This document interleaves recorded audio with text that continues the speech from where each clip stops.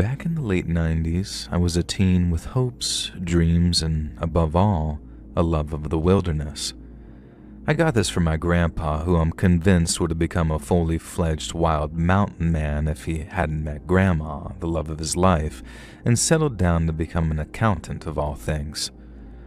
I'm told that if you met him in his day job, you would absolutely never have known what kind of guy he was. A short king, average build, shirt and tie, white-collar worker. But as soon as the weekend came, it was like Clark Kent going into the phone booth and coming out as Superman. Grandpa was like a 5'6" Rambo, rippling muscles hidden by his work shirt, a just total transformation. By the time I often went hunting with him, he'd retired from the office job, so I mostly knew outdoor Grandpa, and he was my hero. Me, him, my older sister Jess, and Mom, we'd go hunting often. Grandma and Dad couldn't stomach it, though. Grandma, because she actually hated the killing, and Dad because I swear that man was the worst shot that you'd ever seen in your entire life. In the end, he admitted that he was such a liability that he'd stay home and get ready to prep the meat when we brought any kills in. Many happy family times were spent on hunting trips, but alas, everything comes to an end. Grandma got sick and passed away. Mom and Dad went their separate ways, and it wasn't hugely friendly, so Dad and Grandpa never really spoke again. Jess went off and got married and had a whole family of her own, and Grandpa got old. I stayed close by. I ran a small general store in town, and he actually worked for me in his retirement, just helping where he could, but mostly sitting on a rocker on the porch. The store was doing a good turnover, and it was honestly worth paying Grandpa a wage to just sit outside the store being a local character who greeted customers and shared a tale or two. I honestly think Grandpa was the best friend I ever had. He lived in an assisted living home, and it was one of those where he was free to come and go, but there was staff on hand if he needed anything. I asked him many times to come and live with me and my partner, but he was having none of it. Said that we didn't need an old man stinking up the place with his tobacco smoke and whatnot. And I reminded him that I'd always had a crappy sense of smell and could barely even smell his huge stinking cigars when he smoked those. And he reminded me that my long-suffering partner had perfectly good olfactory senses, and he had a point. Plus, honestly, I think he had a crush on one of the nurses at the assisted living home and didn't want to admit it. One day, when I had a weekend off from the store and so did he, I went to visit him. Grandpa was more cheerful than usual, which was odd considering he was a pretty cheery old fella at the best of times. Seemed in the best of health, in fact. We played cards for a bit, and he was hooting with laughter whenever he won or lost, and eventually I asked him what was up. Something clearly had him down good. When he told me the answer, I was absolutely shell-shocked. I had to stand up and stare out of the window for a moment, and I remember it being a very dreary, rainy day, and that felt almost perfect right then. It was a letter from an oncologist that he'd been seeing, without my knowledge, and I don't remember exactly what it said, but the words brain tumor, inoperable, affairs in order, they're ones that stuck out to me. And I stared out the window for a moment and then turned to him, and I think this was the first time that I ever got angry at the old man. I asked him why he was so damn happy and how he could let me think something good was happening. And he just smiled at me gently and told me that I'd understand when I was his age, which was 82 at this point, that he was finally going to see Grandma again and his daughter. Mom had also sadly passed early by this point, and that knowing the end is coming when you're old isn't scary. It's like knowing you're about to get to the end of a good, satisfying book, and that all things considered, a brain tumor was a pretty quick way to go compared to some forms of cancer. I sat down and thought about it for a while, in silence, and then I looked up at him and I said, "Hey, Grandpa, is there anything you want to do before the end, you know?" And then his face lit up like he'd been waiting for me to ask, like this was what made him so happy. Then he told me. He told me that there was one that got away, and that there was a final hunting trip he wanted me to take him on. It wasn't easy. The old man needed a cane to walk at this point, and sometimes even a wheelchair. He refused that for the trip, of course, but we still had to make our way deep into the woods with one of us using a cane. It was extremely, extremely slow going, and what would have previously been a day's hike took us 4 days of stopping to camp, stopping to rest, stopping to talk. And I think that was the point, really. Grandpa just wanted to spend some time with me, away from everything, and it was like chicken soup for the soul for both of us. On day 5, we pitched up camp, and Grandpa said that this was it. This was the spot. He waited till the sun set, and then he sat me down and told me about the one that got away. And it was like a Bigfoot, he said, but it wasn't one. He'd first encountered it years back when my mom was a teenager and they had been hunting together one time.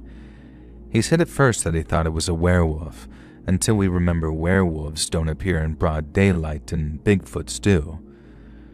At this point, I paused to remind him that neither of those things are actually real, and he waved my concerns away. Besides, he said, it was neither of those things anyway. I asked what it was, and he said it didn't have a name. It was like a Wendigo or a skinwalker, but it wasn't those either. He said he called it the Shatterpaw. And I asked him why, and he explained that he'd found footprints that day which looked like an animal's paw if it had been shattered. Hence it forever became known in his mind as a Shatterpaw. And he then told me that he'd seen the Shatterpaw another 6 or 7 times over the years. It was hunting him, he said, or so he thought. He'd be out with us in the woods, and he'd look over and see the Shatterpaw just standing there in the far distance, watching him. He said he could tell the Shatterpaw wanted him, and it was sending him a clear message, like one he could hear straight into his brain. It wanted him, and one day it would get him. And so he told me this was the last chance to get the Shatterpaw first before it came to him one night and took him to whatever hell it had come from. Of course, my reaction was to very sanely assume that the brain tumor was starting to do its business, and maybe I'd made a big and dramatic mistake by bringing a dying man with a neurological condition out hunting. Something had stopped me even considering this up until that point, and now I felt like an actual lunatic. And so I decided to do the only sensible thing that I could think to do. I acted like I believed Grandpa about the Shatterpaw. We spent the next few hours clumsily, loudly stalking through the woods in pursuit of this creature that I knew didn't exist. I knew it didn't matter if we spooked it away because it wasn't real, and it was like 2 kids play acting. Only one of us was a grown-ass man who owned a general store, and the other was an old fellow with a brain tumor who could barely walk. And here was the other thing. I did have a bit of sense in me. Little did Grandpa know, he was carrying a hunting rifle that I'd actually disabled at the store. The firing mechanism simply wouldn't work even if he tried to shoot something, and even without the Shatterpaw, there was no way that I was letting an 82-year-old man with a brain tumor and a cane carry around a deadly weapon. I might be dumb, but I'm not that stupid. Unfortunately, Grandpa was neither, but we'll get to that in a moment. Eventually, the sun set and we cooked burgers over the camp stove and went to bed in our tent for the night. Now, a few hours later, Grandpa woke me up by shaking my shoulder. "Can you smell it?" he said. I couldn't smell a damn thing and told him so. He waved dismissively at me, reminding me how bad my sense of smell was anyway, and then he added this sudden lore to the Shatterpaw that apparently it gives off this really strong stench, but only 10% of the population can smell it, I guess, like how not everyone can smell blood or cyanide. I thought about asking why he hadn't mentioned this earlier, but since it was all fiction, what did it matter? And so I told him that if Shatterpaw was out there, we should stay put. Now Grandpa says, no way, he's out there. Grab your gun, Sonny. We're confronting this beast. And then he was gone, out of the tent before I could say a single thing. And I figured that there was a tiny chance that there was at least some kind of mildly threatening animal out there, or even a person, so I snatched up my rifle. Weirdly, I noticed Grandpa had just left his behind. And when I stepped out of the tent, Grandpa had lit the bonfire. I looked around and asked where the Shatterpaw was, and Grandpa looked me dead in the eyes and said, I think you know. And that's when he pulled the handgun from his waistband. He told me he'd known all along that I'd sabotage his gun, that he was sorry for stealing from my store, but he needed to be armed, that the real me would thank him if I was still alive somewhere. And then he pointed the revolver at me.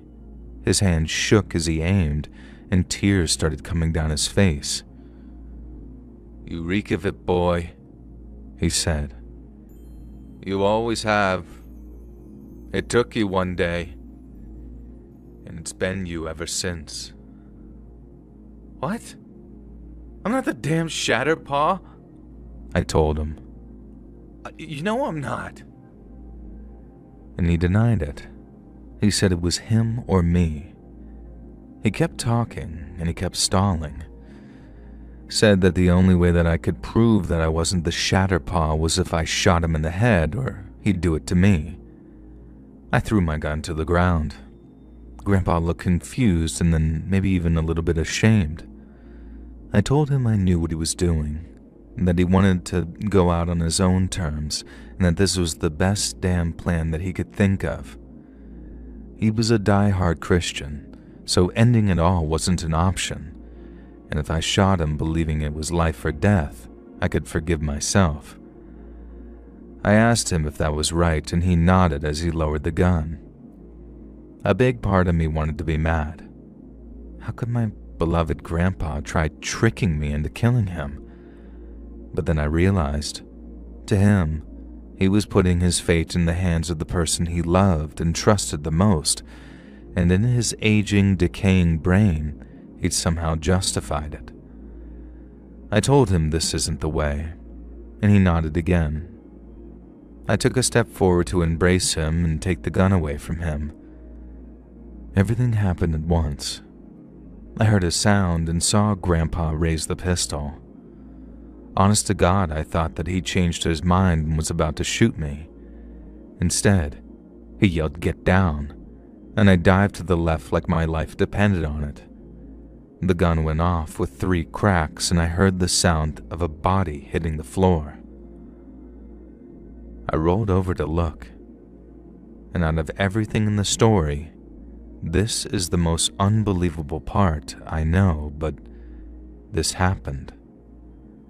It wasn't a Shatterclaw, or a Bigfoot, or a Wendigo, or a Skinwalker, but while we'd been talking, a mother effing cougar had been creeping up on us, and eventually was poised to leap on me just as Grandpa noticed it.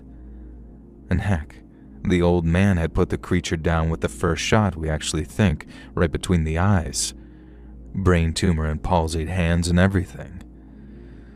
Well, there was no way that we were leaving proof of that kill behind, the greatest of Grandpa's career, and it took us 5 days to hike back with that dead mountain lion tied up in a sleeping bag. The extra days left us having to ration, and by the time we got back to town, Grandpa wasn't doing great. He'd actually started to develop a lung infection. Things declined pretty quickly after that, but he lived long enough to see that goddamn mountain lion taxidermied and displayed in my store, along with a plaque explaining some of the story. It's not there anymore, as I donated it to a museum about 10 years ago now in the honor of the old man, but I still have photos somewhere from the days before digital. Grandpa passed away in his sleep a couple of months after our camping trip, and I won't say that things went easy because cancer never lets you. But he went gracefully, and to this dying day, he would admit to me that the whole Shatterpaw nonsense of the creature secretly being me was something that he'd gotten from a TV show that he watched in the rec room. But there's one thing that he swore until his passing, and I cannot tell if he believed this because Grandpa was one hell of a joker. But he swears he didn't make up the Shatterpaw itself, and he didn't make up that very first sighting of the creature. And whenever I try to look it up, I can't find a single piece of evidence of a cryptid called a Shatterpaw, so maybe Grandpa really did see one and named it. I think he'd kind of love that as a legacy, so if anyone out there comes across this mythical Shatterpaw, please let me know, so I can let it know that it made an old man very happy in his last days.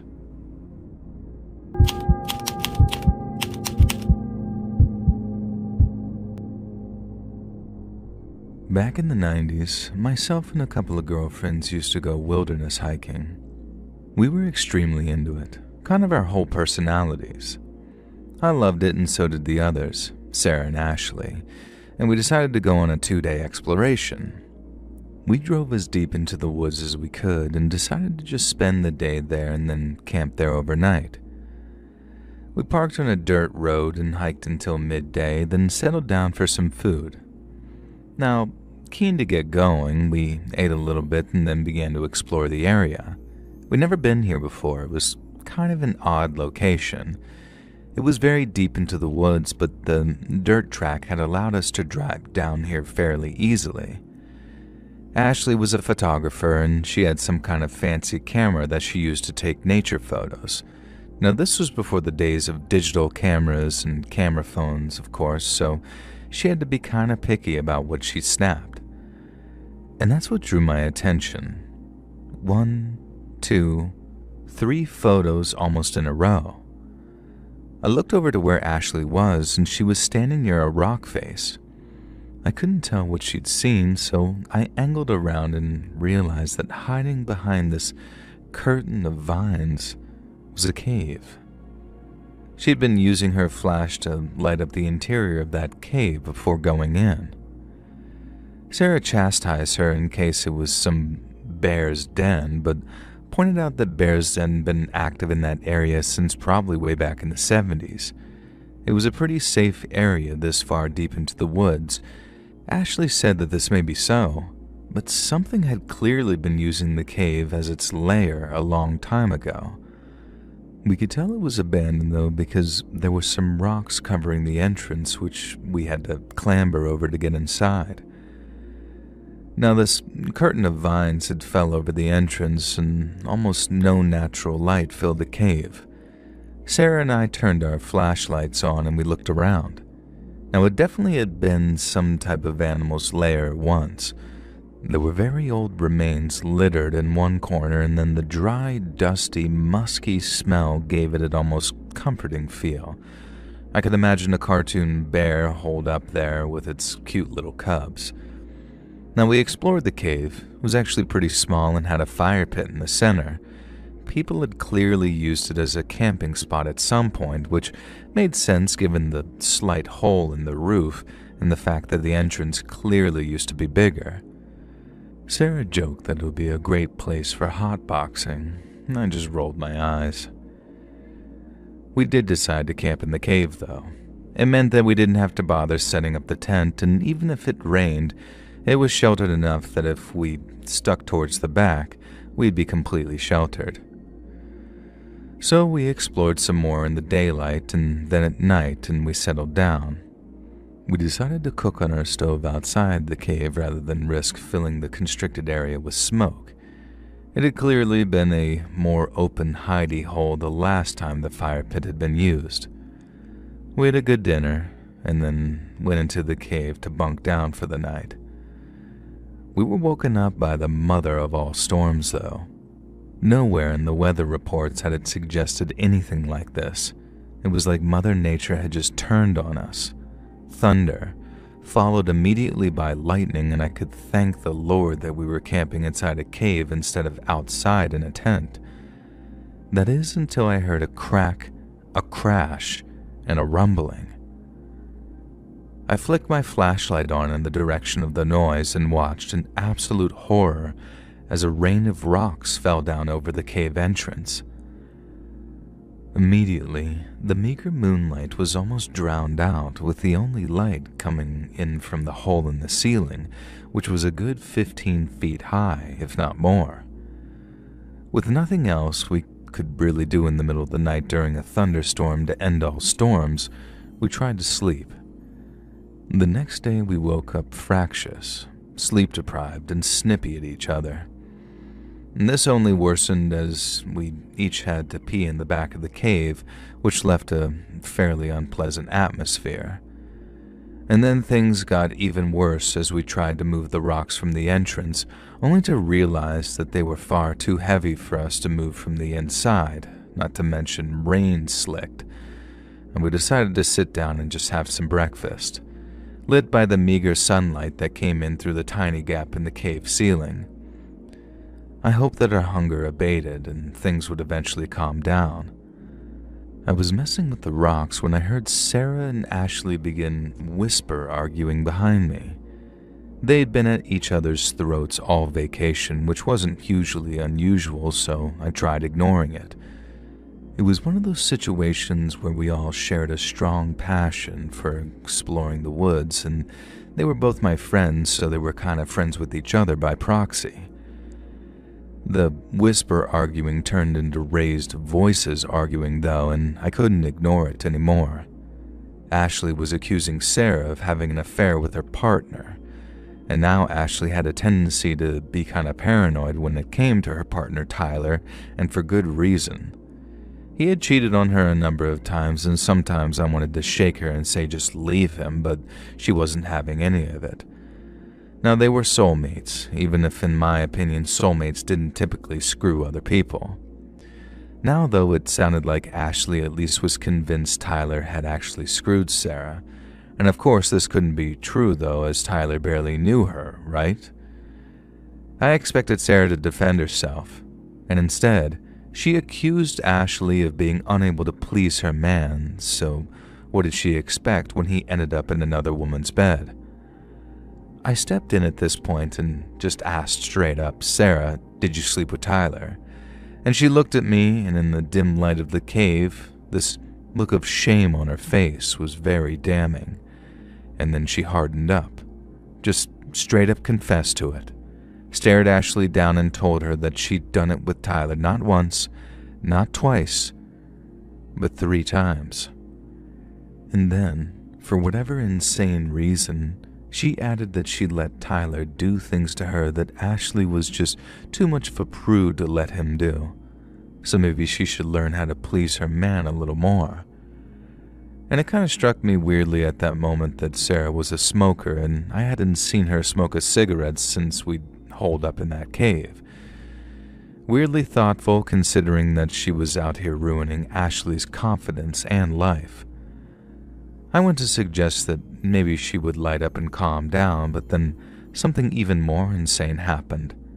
Ashley, calm, meek Ashley, who was kind of a pushover, full body charged Sarah and slammed her into the ground. Then the pair were fighting, pulling hair, yelling, and screeching so loud it echoed around the cave. In the end, this crazy catfight is what actually saved us, because a loud, deep male voice yelled down from the hole in the ceiling, asking what in the damn hell we were doing in there, yelling loud enough to wake the dead. I looked up, squinting against the sunlight, and I could have sworn the guy looking down at us was a member of ZZ Top. One of them with a beard, anyway. And I'd never seen a hairier man with a bigger, whiter beard. It was like Gandalf. And he looked like an absolute definition of a wilderness survival mountain man, which I later found out is exactly what he was. I shouted up that we'd been trapped in the cave due to a rock slide, and that we couldn't shift the rocks from inside the cave. He yelled back that he'd climb on down and see what he could do from the outside. You would think that this would have calmed Sarah and Ashley down, but no. They were still screaming at each other, trading slaps, and at one point, Sarah, the one who'd boned Ashley's man, grabbed a rock and was threatening to smack Ashley in the head with it. I heard noise above us, and then the sound of clattering rocks and masculine straining grunts. I don't know how to describe this any better than this. Imagine a mountain man doing a very strenuous activity. And if you select to read this story, please try doing this as a sound effect for me. Just me, though. Thank you. Finally, a medium-sized boulder popped into the cave and light came spilling in. The mountain man looked in, and now I could see that his beard was even bigger than I previously thought, and he also had one blind eye and somewhat of a scar, and goddamn if this dude wasn't the most badass man I'd ever seen in my life. It was almost terrifying. And then he got real scary. Sarah and Ashley were still screaming at each other, and Sarah had that rock in her hand. It was like they hadn't even noticed the mountain man trying to rescue us. So we hollered. Folion screamed and yelled that if you gals don't shut your harpy yapping and quit disturbing the peace, then he'll skin all of us like the 500-pound black bear that he took down just last week. Quote unquote. I guess he saw the fear on my face as I turned to stare at him, because he gave me a wink and a little smile and gestured to the other two who had finally shut up and stopped arguing. With the mountain man's help from the other side, we were able to clear enough of a gap into the rock slide to allow us to climb through. Sarah, the largest of the group, was last to come through, and I honestly can't blame Ashley for refusing to help her, so it fell to me and the mountain man. Sarah and Ashley were still staring daggers at each other. The mountain man, who said his name was Bob, told us that he was going to take off and to drive safe now and maybe drop by the local hospital to check on the scrapes and bruises we'd gotten, especially Ashley and Sarah in their little fight. I just about begged the mountain man to ride with us. I genuinely, honestly didn't feel safe with Ashley and Sarah, especially since I was the driver, and if a fight had broken out while I was trying to drive, I was so exhausted that I'm not sure that I could have kept the car on the road. I guess Bob sympathized with me because he eventually agreed, and even though he said he didn't like to go into town much, his one condition, though, was that he was riding shotgun with me. No way was he sitting in the back with either of those crazy chicks. Fair enough. If you can picture Sarah and Ashley's anger as being enough to scare the toughest-looking elderly mountain man I've ever met, and likely ever will meet, you can probably imagine how icy the environment was. We drove the hour or so into town and went to the small walk-in clinic to get checked out. It turned out that Ashley had some kind of infection that she'd gotten from a cut and was actually suffering from dehydration, so she had to stay overnight. I stayed with Ashley, and Sarah decided to take a bus back to the city. I think it was the last time they ever spoke. And as a funny epilogue, Ashley decided not to tell Tyler that she knew he'd cheated on her. Instead, she called him up and explained what had happened. A couple of hours later, he showed up at the hospital. It was me, Bob, and Tyler in the room with Ashley in the bed. She tried to climb out of the bed, and Tyler thought that she was going to hug him or something. Bob knew different, though. He put a hand on Ashley's shoulder and told him he had this. And then he walked up to Tyler, moved as if to shake his hand, and then gave him a backhand pimp slap that was firm enough to undermine Tyler's masculinity, but not enough to do any damage. That's the kind of man Bob was, though. When Tyler looked stunned, Bob told him that maybe next time he'd think twice about treating a fine girl like Ashley the way he had. And I kid you not, Tyler's response was, "Which time are you talking about?" And I think that's when Ashley finally decided enough was enough, and from the way Bob looked at Tyler, I think Tyler knew it too. He turned around, threw the flowers that he'd brought for Ashley in the trash, and we just never saw that fool again. The only way to stay in touch with Bob, who lived off the grid, was to give him my mailing address. I realized that in modern day it'd probably be considered a bad idea to give a wild mountain man your home address, but Bob actually sent me a Christmas card every year for the next 8 years. Eventually, I received a letter from Bob's grandson, who sadly informed me that he'd passed away, but that Bob kept daily journals and an address book, and I was marked in there as highly important as a person to send a Christmas card to, which touched my heart in ways I can't even begin to express. And the only way for this story to become more of a fairy tale is if Bob's grandson, who wrote me and was around the same age as me, had met up with me in the city and we'd hit it off and eventually become a couple. But I guess I'll just leave it to you guys to decide whether that part actually happened, as it's probably too far-fetched to be true, so I'm not going to confirm either way. But I will let you know one thing. My firstborn son, who's a teenager now, is called Robert, and he has a strong love for the outdoors.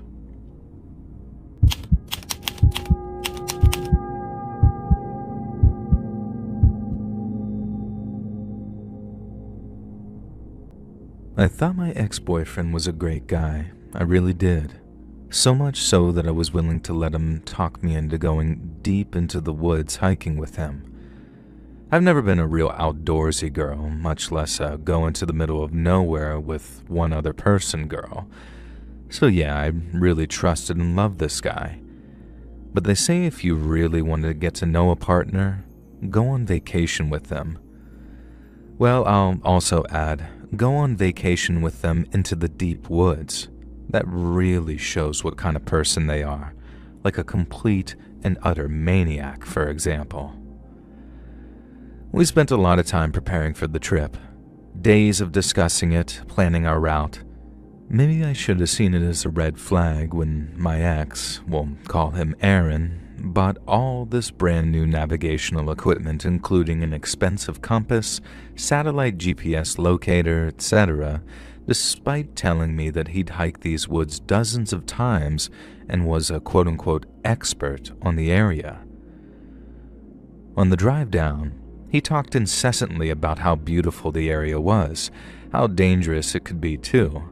And that's why we were doing a short day hike on the first day, and then spending a day in a nearby motel, having fun in his words. And then on day 3, we'd come back for a 2-night camping trip in the same woods. Aaron was right about one thing. These woods were absolutely stunning. Summer was turning into fall and the colors were breathtaking. I dabble with acrylic painting in my spare time, so really all I wished was that I'd brought some paint and an easel and could set up in the parking lot to paint some of the more beautiful foliage. I said this to Aaron, and he sort of glared at me and implied that I was afraid to hike through the woods. Now, I thought he was joking, maybe teasing, and even so, my female pride kicked in, and I responded, "Yeah, I'm gonna show you, buddy." And I snatched up my pack and told him to catch me if he could. Now, this was fun for a bit. Leading him through the woods was almost romantic. And then he caught me, and it led to a bit of a makeout session, and I let him take over leading the way. And the scenario was kind of beautiful, you know? The day was so perfect that I didn't remotely let it concern me that there had been no trail markers or anything. Aaron knew this place like the back of his hand after all, so there was nothing to worry about, right? So we took a break for lunch. These pretty much just gas stations, snacks, and all that kind of stuff.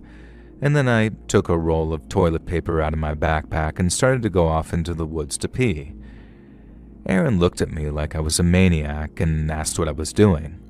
I explained that I had to go pee, and he acted like it was the grossest thing in the world, peeing outdoors, but also remarked that it was really smart of me to bring toilet paper with us. Isn't that common knowledge? And how did he expect to use the bathroom himself, especially on our later 3-day camping trip? I asked him this, and he brushed it off like it was a joke, but I got the impression that he hadn't even thought about it. This was a red flag, because surely a guy who'd engaged in all this wilderness hiking would know that it was necessary to at least take a piss in the woods. And he was a guy. All he had to do was whip it out and spray. I tried to convince myself that that was it, that maybe he didn't have that much experience with women. We were in our early 20s, and I don't know, maybe he somehow thought that someone with girl parts could just hold it in for that long. God knows why I let it go, though, but I did. And when I returned, Aaron had packed up our things and was pretty raring to go. Based on the time and how long we'd been out, I figured that we would have probably started heading back to the car now. And when I suggested this to Aaron, he then responds, "Yeah, guess we should do that soon. I mean, I was thinking we could start heading back when it got dark, but..." Now, I was baffled. We couldn't be hiking through the deep woods in the pitch darkness, even with those X-Files level flashlights that we brought with us just in case. In that case, we might as well plan to camp out overnight. I told him this, and he got very huffy and puffy and moody and said, fine, we'd just head back, and then started storming off completely in the wrong direction. Now, I'm not some expert navigator, but even I could tell that we were heading deeper into the forest. Now, I quietly suggested this a couple of times, and each time he got more and more angry, to the point that I started to genuinely feel a little unsafe around him. It was a side of him that I'd never seen before. I tried to chalk it up to maybe heat stroke or allergies or I don't know what. I kept asking him if he needed some water because I could tell that he was getting overheated. Eventually, he just snatched the bottle from me and took this huge gulp, allowing a bunch of water to spill all over the ground. And again, hardly something that a seasoned survivalist would probably do. And eventually I had had enough. It was almost 3 p.m. and we were clearly heading even further from the car. I stopped and kinda did that hands on my hips angry girl pose, saying, "Bro, admit it, we're lost," I said, not sure that I'd called him bro, but I had an affectionate pet name for him, but it's really icky to think about now. And he insisted that we were not lost, and hadn't I been listening to a word he said? And he was a seasoned hiker, and of course he knew that the sun would be setting soon. We were nearly back to the parking lot. I asked him to look at the GPS tracker that we'd spent so much on, so he just grumbles and says fine, and then takes the box out of his backpack. The sealed box. He hadn't even set it up or charged it or anything. He just brought the damn GPS tracker and somehow expected it to just work. And when I pointed this out, he almost threw the damn thing in a rage. I had to grab his arm and stop him from hurling it into the woods. Jesus. And I realized that maybe Aaron had a temper on him that I'd never seen before. I was out here in the absolute middle of nowhere with this guy, and he was quickly revealing himself not to be the guy that I thought he was. Very calmly and quietly, I suggested that maybe we check the map out and try to work out our location and piece things together using landmarks and the compass. I really wasn't being accusatory or belittling at all. But of course, little did I know just how much this was all insulting his pride, so I did not expect him to react the way in which he did. Aaron began screaming at me, calling me terrible things, all types of derogatory insults about how stupid and demanding and ridiculous I was being. And then finally he ended the rant by calling me an ungrateful C-word, which, wow, I've never been called that by someone who wasn't some catcaller or a stranger in my life. And even then I was prepared to forgive him if he immediately apologized.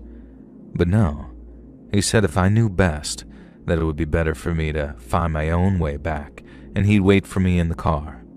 Because obviously in his mind there was no chance that I'd get back before him.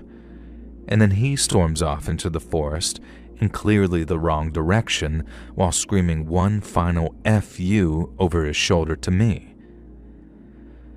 Up until that point, I'd still been considering reminding him that I had the keys to the car.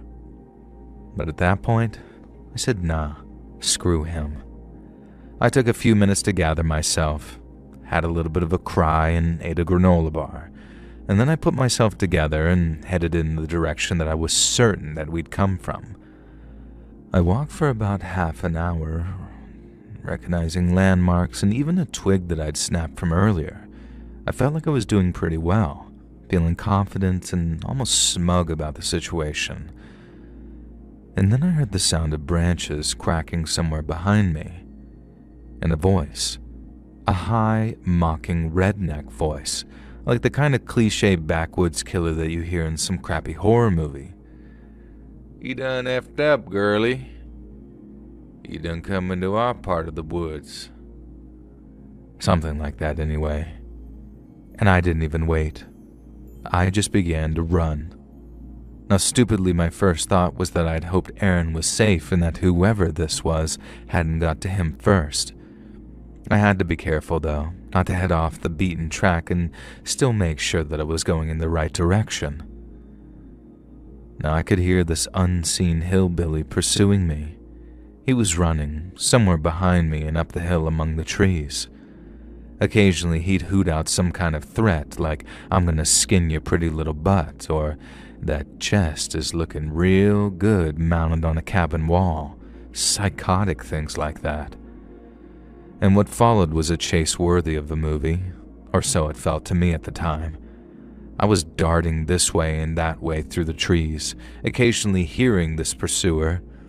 Now in my head, I was picturing him as some kind of mix between Jason Voorhees and The Undertaker from WWE, even though he had a kind of high-pitched nasally voice, more like that one guy from Texas Chainsaw Massacre, a movie that I'd actually watched with Aaron just a week or so before this, stupidly. Now I found a hollowed-out tree stump and ducked into it, deciding to listen for this murderous hillbilly. I could hear him, but he seemed pretty far away now, and he was yelling something about inserting something that I don't want to repeat into my mouth.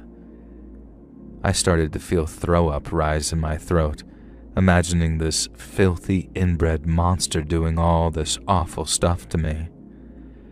I decided to use stealth from here on in. He was yelling about how he could see me, but from the positioning of his voice, I was pretty sure that wasn't true.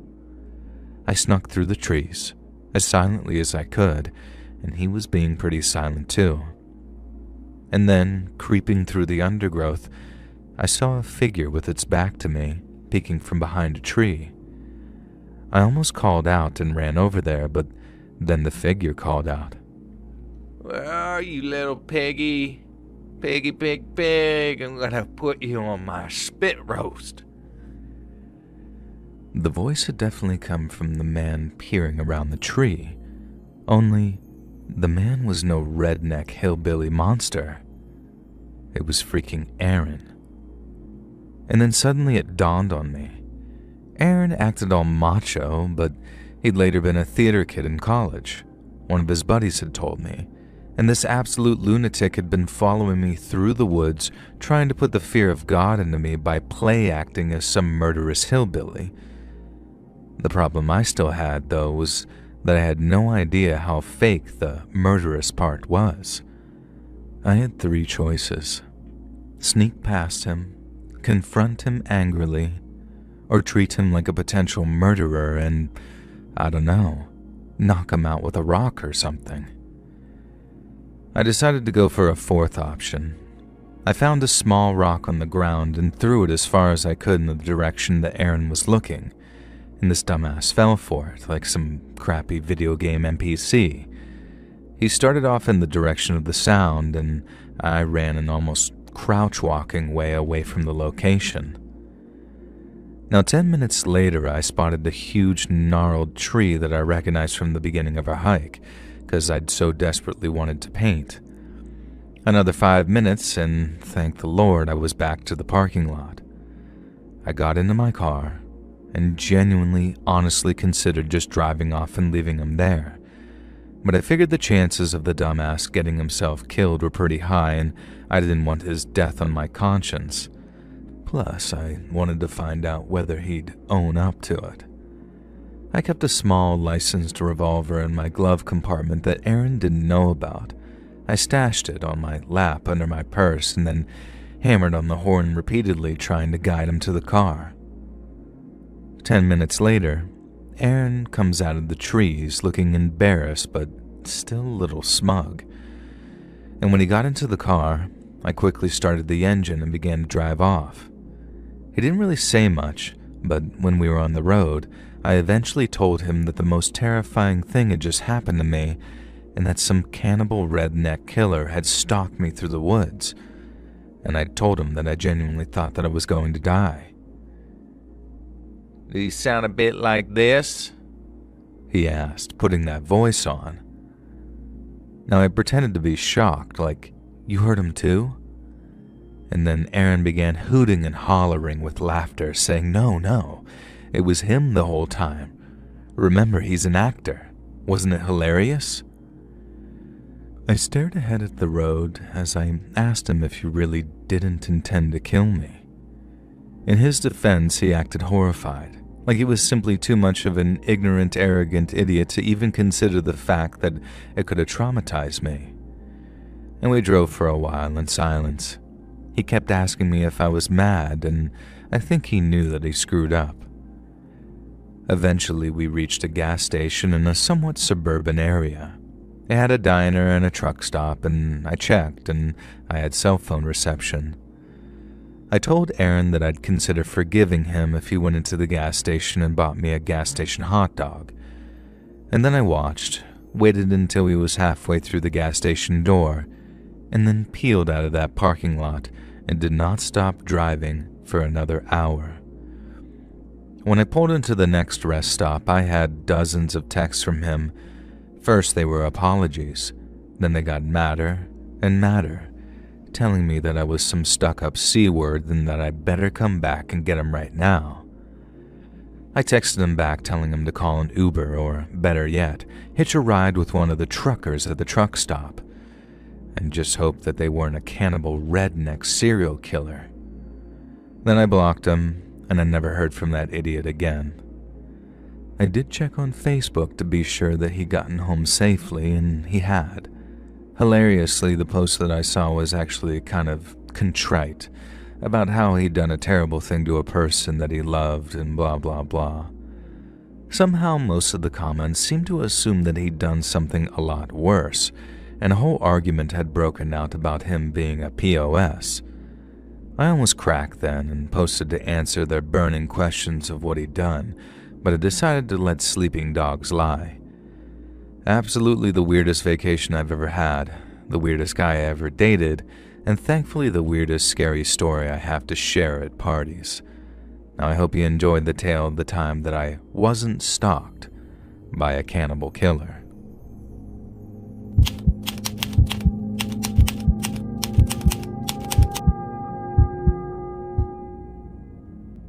Me and my buddy Mikey used to go deep into the woods on a hiking exploration trip every few months. We still go, just not as often anymore, and that's at least partly because of the story that I'm about to share with you all. And it's about a time that we didn't get killed by a guy who wasn't Cory Feldman. Now yeah, I know pretty much everyone has a story about a time that they didn't get murdered, and as far as I know, Cory Feldman has never killed a guy either. But trust me when I say that this is the absolute best way of explaining what the story's about. Cutting out all the BS preamble that drives me nuts, I'm going to start the story with me and Mikey 2 days into our hike, sitting around the campfire frying up some meat. We weren't out in the wilderness to hunt, just explore and have fun, and we knew our crap and knew situational awareness and being mindful of our surroundings and all of that stuff, obviously. Which is why we were a little surprised when, seated at our campfire, a voice spoke from directly behind us saying, "Hey guys, what's up?" We both kind of jumped and turned around in our seats. And you could tell that this fella was hoping for that reaction because he had this little grin on his face. That was surreal enough. But what made it even more surreal was that the man standing before us looked like Cory Feldman, the child star of The Goonies, Lost Boys, Friday the 13th Part 3, and more. I would have sworn on the Bible that this was the case. Cory Feldman, looking exactly like Cory Feldman would look in the late 2000s, but wearing those thick glasses he often wore as a child star. He was dressed in one of those military jackets that you could get in just about every store back in the 2000s and some camo khakis. He had a green military-style cap on, too. And I remember all this because, let me stress, I was 100% sure that I was looking at Cory Feldman.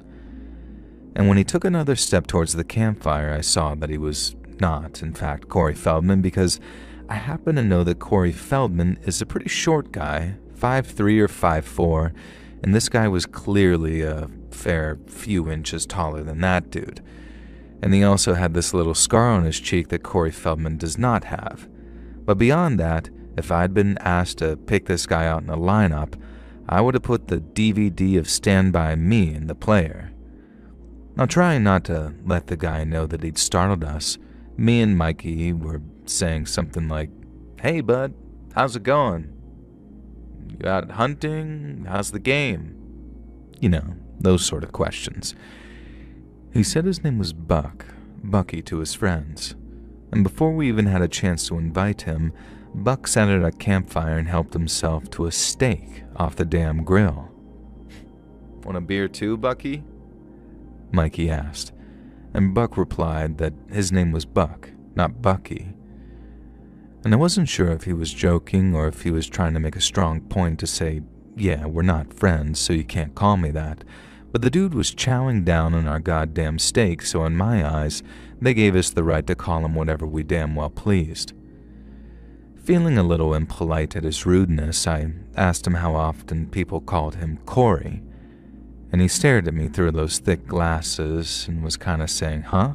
Cory? What are you talking about?" And I waited for him to laugh, but it never came.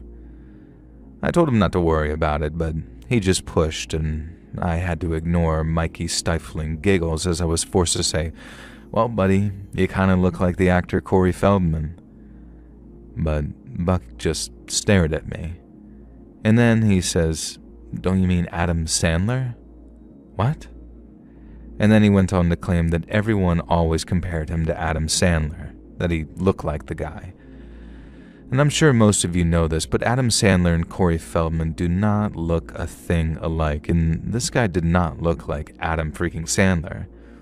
I shot Mikey a look, is this guy yanking our chains, and Mikey was no help.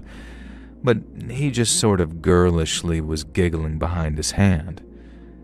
"Yeah," Buck said, "people say that I look like Adam Sandler, but my friends call me Kyle." "Wait, what?" And I thought this guy's friends called him Bucky, and this got more confusing by the minute. He explained they call him Kyle, after Chris Kyle, the American Sniper dude. But he doesn't like being called Kyle because he makes that guy look like a baby. Buck apparently was a trained sniper, and he told us about some of his best shots.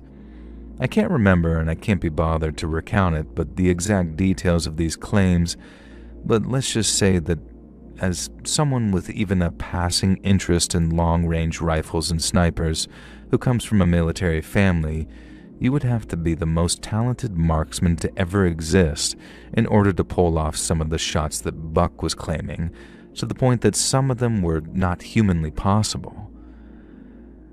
Apparently, he stayed prone for over 3 days without eating and drinking and using the bathroom, just to avoid shooting a woman who was in the way of his target, a Taliban leader.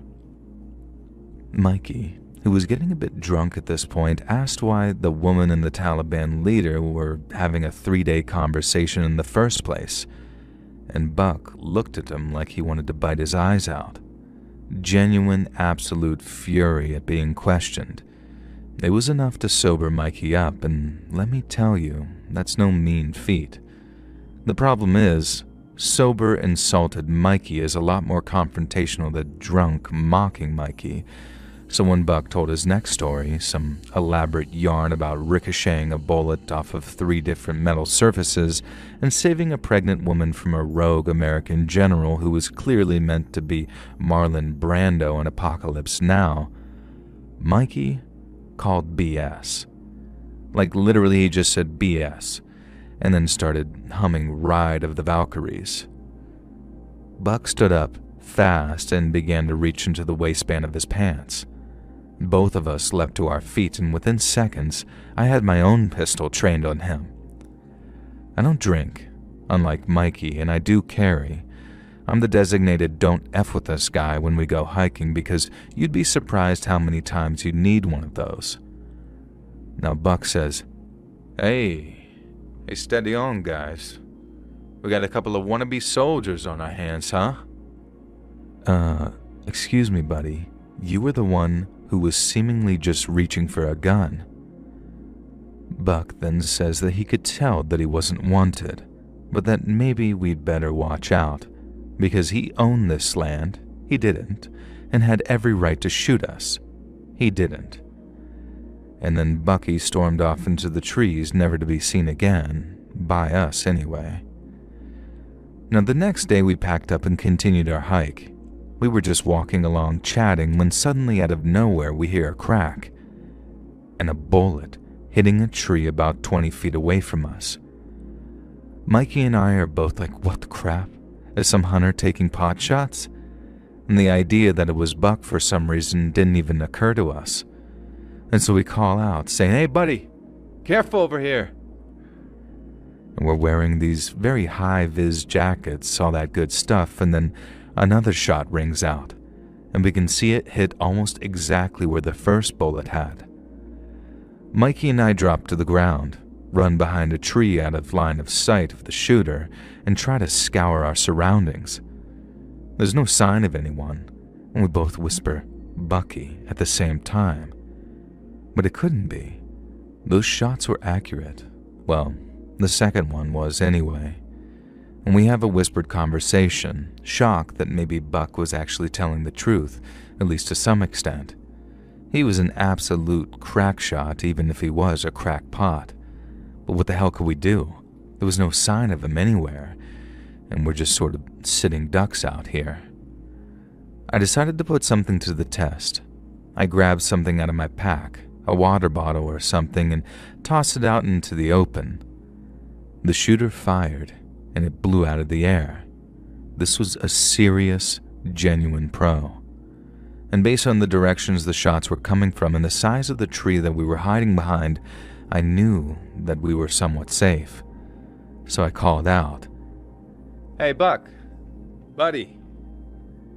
You're not trying to hurt us, are you? There was no reply. Silence.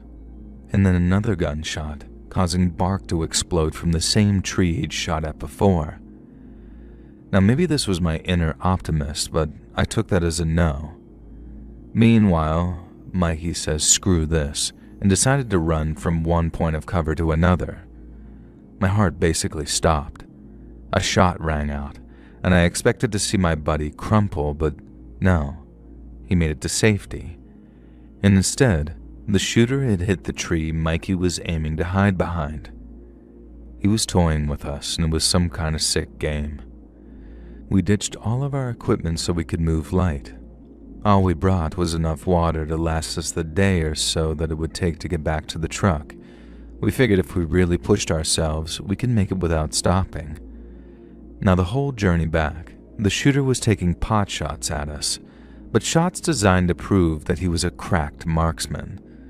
He'd shoot at this thin branch off of a tree, and then he'd land a shot directly in the whirl of some trunk.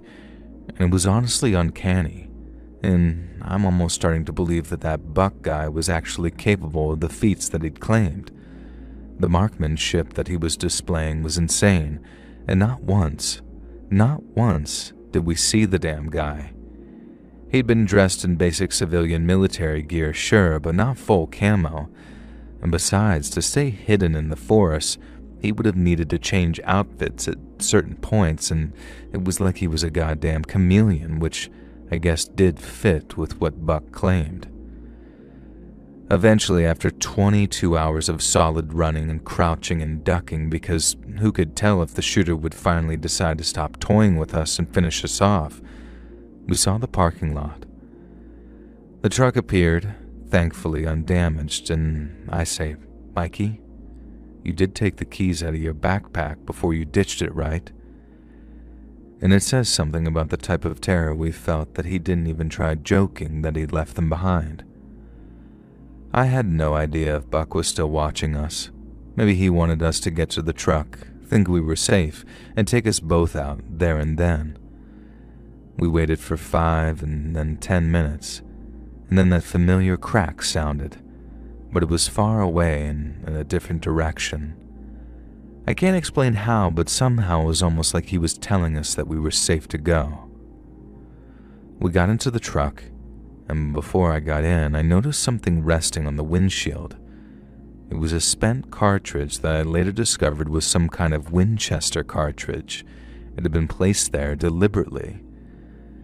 I picked it up careful as I could in my gloved hand and slipped it into a Ziploc bag that I had in the truck, and then we drove to the nearest town and obviously went to the damn sheriff's office. The sheriff himself was on duty, thankfully, and I guess it was a quiet day as usual, because he came out to meet us personally. We told him everything, and about how we'd met this guy who seemed okay at first, but then became more threatening, and how the next day he began taking extremely accurate yet intentionally avoidant potshots at us. And the sheriff nodded his head, almost sagely and wisely, and we got the impression that maybe Buck was some sort of local character, and we were about to hear some wild tale. The sheriff asked us to describe the guy that we were talking about, and obviously we both said that he looked like Cory Feldman, kind of thick glasses, bragged about being a sniper, full of crap, and absolutely definitely looked like Cory. Now, the sheriff asked us if he told us his name was Buck, and we said yeah, expecting him to nod and explain that Buck was some kind of veteran with PTSD, Rambo type or something like that, and we waited for his response. And instead of looking assured, the sheriff's face went white. He asked us to come with him and led us to the holding cells at the back of the station. He asked us if this was the guy that we'd met. Now, sure enough, Cory Buck Feldman sat on the cell bed looking dejected and very hungover. So much so that even when he saw us, he perked up a little bit and acted like we were his buddies, here to get him out of there. I went to say something like, maybe you shouldn't have tried to kill us, when the sheriff interrupted me. Now, the night that we met Buck, he came driving into town, blind drunk, and got pulled over for a DUI, and then he'd been locked up in the drunk tank ever since. Whoever had been taking these warning shots at us was not Buck. We handed the bullet casing over to the sheriff, but Buck shamefully admitted that he'd put that on our windshield even, so that clearly wasn't a clue. The sheriff promised to send a team out to investigate, but we had very little in the way of actual evidence, just a blow-by-blow account of a guy who absolutely could have killed us but didn't. And when we tell that story back now, we call him the End. If you ever played Metal Gear Solid back in the day, that's kind of how we pictured him. Just some insane, super old dude sitting in the woods with his pet parrot, protecting his land from interlopers like us. He was never found, of course. The woods were a hunting ground. Bullet holes and bullet casings and bullet residue was all over the damn place.